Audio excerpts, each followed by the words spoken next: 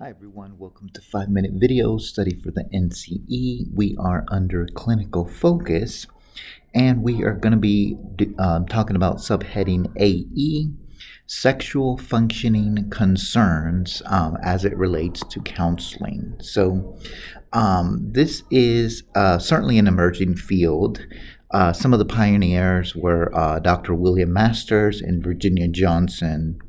In the 1960s, they began to study sexuality and sexual dysfunction, and they were kind of some of the first in the field to look at kind of sexuality, and then they started kind of a subgroup of therapists called certified sex therapist, which then kind of sprang into its kind of specialty within the mental health field.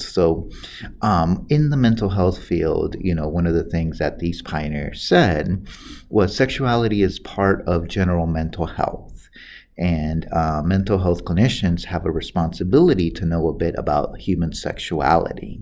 And, that's certainly the case, especially with couples or even an individual who's having issues with his or her sexuality.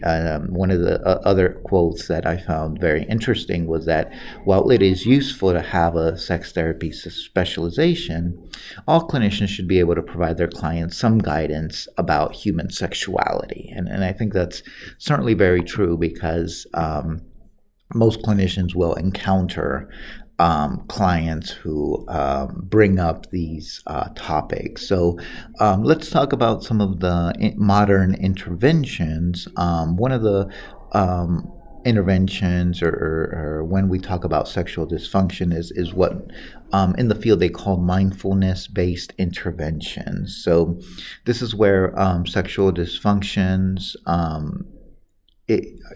using tools such as CBT, emotional based therapy, couples communications techniques, in order to look at, how to treat some of the sexual problems. And that's that, mind body connection, right? Mindfulness based sex therapy is increasingly recognized as an effective interventions. Many mindfulness-based therapists talk about, it being applied fairly widely for arousal and desire problems, pain during penetration or lack of orgasm, and sexual problems following medical conditions. Another type of intervention for sexual dysfunction is medication. And that deals more with the psychiatry or the medical side of mental health. There are several medications. Viagra has certainly made a name for itself in this field. The other type of intervention is expanding inclusivity.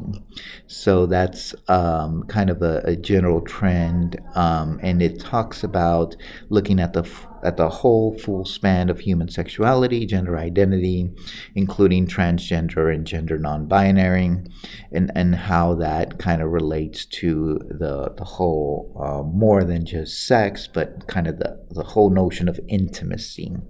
So adapting sex therapy tools to be more relevant to all gender diverse clients. Another intervention that is popular in this subcategory is a couple's perspective.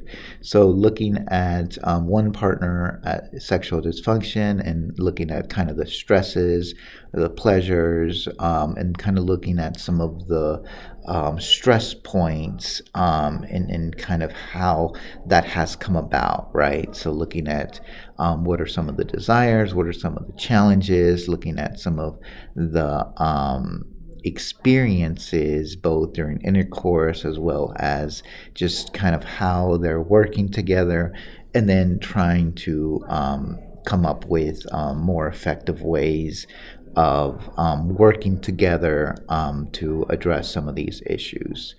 The other trend is the changing attitude towards sex, right? Historically, sex has been looked at as a taboo thing. And as new generations come about, it's beginning to get, there's more openness to it. There's conversations happening that haven't happened in 30, 40 years ago. Culturally, there's been, a variance in kind of how taboo this topic is, and then also mixed messages. In society, you're having a lot of mixed messages, and that can really confuse a lot of people as to what is and what isn't healthy for them. Also, the amount of content now with technology, right, and pornography. That's certainly an issue that clients may bring up.